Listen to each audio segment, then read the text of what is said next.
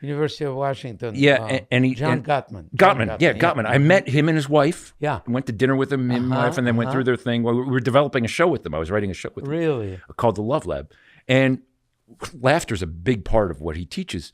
Yeah. And I'm very analytical. And one of the things that he talked about is that you have to say 4 good things for every 1 negative thing. 4 positive things for every, not 1-to-1. 1-to-1's no good. That's bad. Marriages end when it's 1-to-1. It's got to be 4-to-1. Yeah. And laughter, one of the great tools they gave us is when you're in the middle of an argument and you're both flooded. He called it flooded. You know, like you're just emotional. Do something funny physically to break that thing. He goes, you can do the raspberry, you can go like that, or you can go like this. And that's a signal to the other person. All right, we're both flooded. We need to stop talking.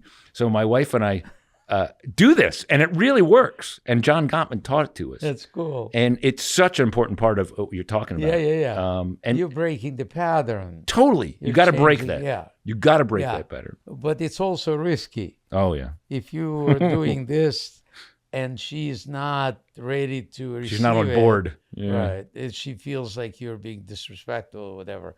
I get it. Believe me. I think it's because they taught us together.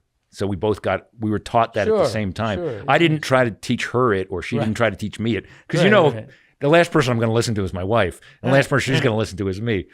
But because we learned it together. And to this day, we still do it. Oh, good. Luckily, we don't get as many arguments.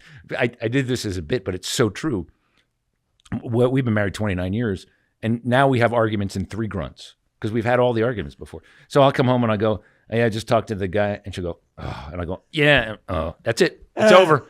Whole argument, 3 grunts. We had the whole argument in 3 grunts. She knows what I was going to say. I know what she was going to say. We just grunted 3 times. Save the time. Same. And we laugh at it then. Yeah. So if you can take that moment and turn it into laughter, it's so important. If you can. It's hard. It's not easy.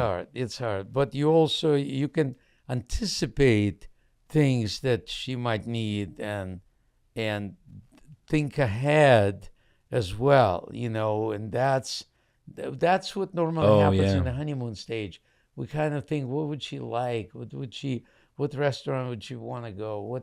What flowers would she want? And then we just kind of get lazy and we stop. Yeah. And laughter fades away. And we know this as comics because and I noticed you do it in your act, and every good headliner does this, is you vary your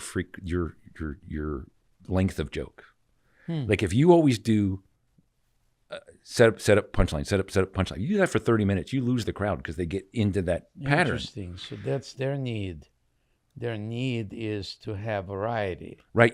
It's like, they always talk about nurses who work in hospitals don't smell the hospital smell. Your brain gets deadened to a certain pattern of comedy. Interesting. So if you change it up, change the length of the jokes, so then part of a joke is the surprise of the punchline, right? Of course. So if you know it's coming, it lessens the response. So you got to.